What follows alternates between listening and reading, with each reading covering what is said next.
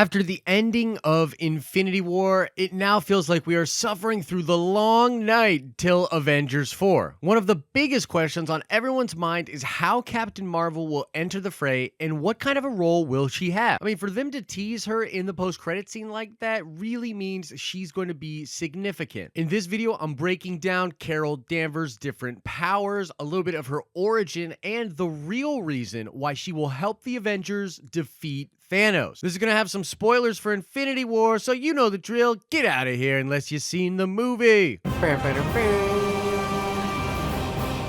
What is up, YouTube? It's Josh. This is the Den of Nerds. If you love them Avengers films, subscribe to this channel. We're cranking out a ton of content on the way to Avengers 4. Quickly, before we get into this video, I need to shout out Thais Santos, who got the nerd card question correct in my most recent Avengers Infinity War video. So shout out to you, Thais. We're going to go ahead and do another nerd card question at the end of this video. All right, so we're probably all in the same boat, everyone. We're reeling from the ending of Infinity War. I mean, it was brutal, and the whole movie was just a crazy ride. Now it's over, we're sort of thinking about the future, and that post-credit scene, which teased Captain Marvel coming, is a big clue for what to expect next. I mean, it's super obvious that she's going to play a huge role in the next movie. So in this video, I want to talk a little bit about Captain Marvel, aka Carol Danvers, a little bit of where she came from, you know, some of that flavor, and then I'm going to finish off by talking about the real reason why she will be able to help the Avengers. So Carol Danvers is an incredibly powerful character from the comics. She starts out as just a highly intelligent ace pilot, ex-CIA operative, and then she's hired as head of security at a NASA facility. She works under a person named Dr. Philip Lawson, and we learn in the comics that this guy's secretly an alien. He's actually a Kree. So she sidekicks for him for a long time. They formulate a romantic relationship,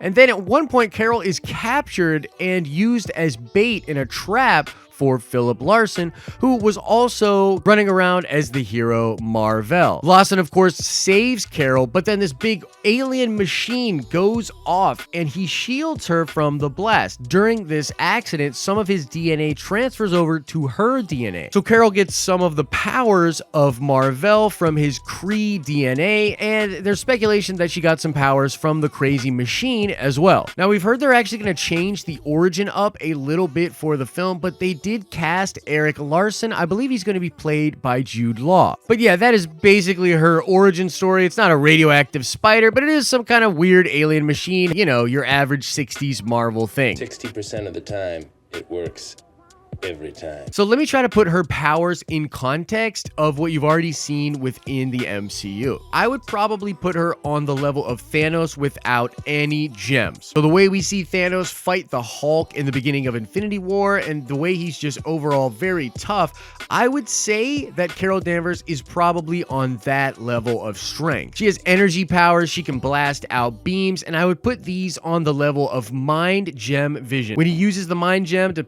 put that big blast out of his forehead, yeah, I think that her powers are going to be on the level of that, which is crazy because that thing can like cut through buildings. It's very, very strong. She'll have the flight ability, and I would put this on the level of Thor with his hammers, you know, and he can really do some damage flying around pretty quick, sort of bulldozing into objects. I believe she'll be able to do that as well. She also has a thing called a seventh sense, and this is very much like Spider-Man's Spidey sense, except on a more galactic, sort of cosmic level. So she can feel when things are in flux in the galaxy. Kevin Feige has stated that the MCU version of Captain Marvel will be the most overpowered Avenger they have ever done. I think what they're going to do here is have a Superman-like character. I mean, we already have a lot of big guns in the Avengers, but I think they want that big character, that Superman-like character. And what's cool about this from a comic perspective is bringing someone like that in there, even though it'll be Carol to start with, opens the door for other crazy characters like Hyperion or the Sentry,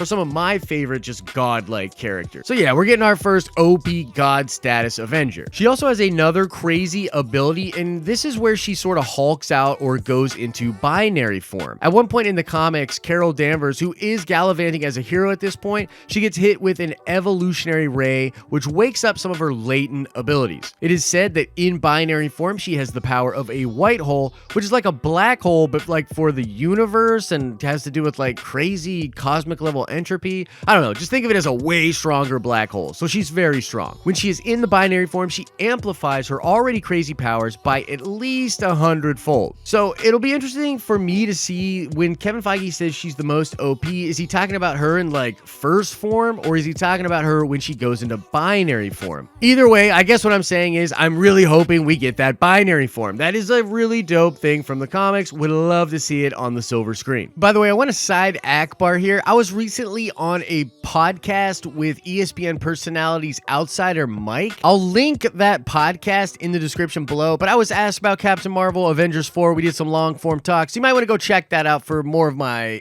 I guess, other thoughts on this. So that is all of her powers. Kind of a little quick intro on the character in case you didn't know anything about her. And yeah, I think it's gonna be really cool, but simply being powerful, even if she gets the binary form, is not exactly how I think she's going to be able to help the Avengers. She also has ties to the Kree and to other aliens in the universe. Now, I've talked about this in several videos in the past, but a lot of people reached out and asked me to explain it a little more clearly. So I'm going to do the best job of that as I can right now. It was revealed last year at San Diego Comic-Con that Captain Marvel is going to have the Kree and the Skrull in the film. These are two alien races that have sizable armies and empires out there in the universe. In comics, the Kree and the Skrull do not get along at all. In fact, they've been warring for a long time. There are various times in comic where that conflict stirs up again. The Kree-Skrull War is a huge event from back in the day, old school Marvel comics. We've actually already seen the Kree before in the MCU in both Agents of S.H.I.E.L.D. and the Guardians of the Galaxy movie. Oh, quick side note here, Ronan the Accuser is going to be in the Captain Marvel movie, and I'm super pumped for that. Loved that character. The Guardians movies themselves actually showcase this vast universe. They start showing us these different worlds, different races. There's Xandar, there's Nowhere, all sorts of other places in the galaxy where people and different races mingle. All of these different places have been affected by the snap that Thanos does at the end of Infinity War. So all of these different groups of aliens, and really what's important to my point here is the Kree and the Skrull, all of them have had their populations wiped out. They have had half of the people of their race destroyed. In the comic books, after Thanos snaps his fingers and half the life in the universe disappears, a lot of different people notice. This includes cosmic entities and Adam Warlock, who in the comics goes around recruiting different heroes and entities and powerful armies to help out and try to defeat Thanos. Depending on what will happen in the Captain Marvel movie, Carol will be known by all of the different alien races that are in the MCU. So she will be able to introduce the remaining Avengers to these alien empires. I think she is going to take the place of the Adam Warlock role from the comics, and she will be the main person putting together the intergalactic team which will go to take on Thanos. So why do I think all of this is going to happen, and why do I think I know where they are going with this? Well, it all has to do with a comic book event called Infinity. Infinity is a Jonathan Hickman story, and it has partially been adapted in Infinity War. The Black Order, which were referred to as the Children of Thanos, yeah, those characters like Ebony Maw, Proxima Midnight, Corvus Glaive, and Black Dwarf, those characters are from Infinity. The showdown with the Outriders in Wakanda, that's also from Infinity. So I believe that the Russo brothers and the team over at Marvel Studios is taking things from Jonathan Hickman comics and adapting them alongside with old comic book stories. So they're taking the Jim Starlin Thanos stuff, and they are also taking elements of newer Jonathan Hickman stuff. Now, if you follow that line of thinking, there was something else that happened in Infinity, which I think can match up with something that happened in the old comic books. This is the fact that Captain America and the Avengers literally join forces with the Kree and the Skrull and the Shi'ar and different aliens out there in the universe, and they form a coalition, an armada, and they go attack a shared enemy. This was a big deal because a lot of these different races were beefing. I mean, the Kree and the Skrull really don't like each other.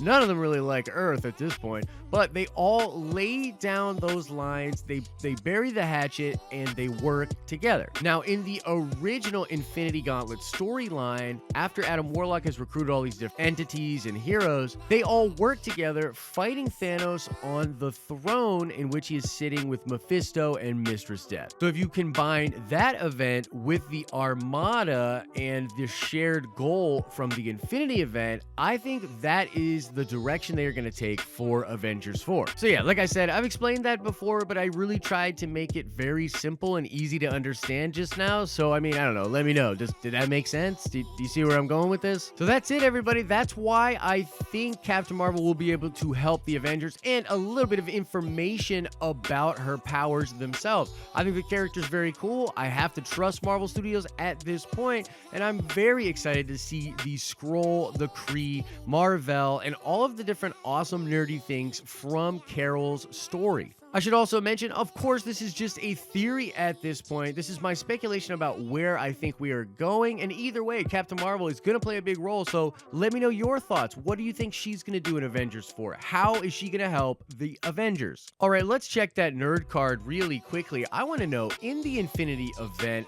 why was that Armada put together? They were actually not going to fight Thanos. They were going to fight something else. What were all of the heroes and aliens going to go confront in the Infinity event? Answer that question in the comment section below. You can click below to watch more dope videos. You can click our icon to subscribe to get all of our future content. As I always say, I hope you are having an awesome and nerdy day, and I will see you in the next video.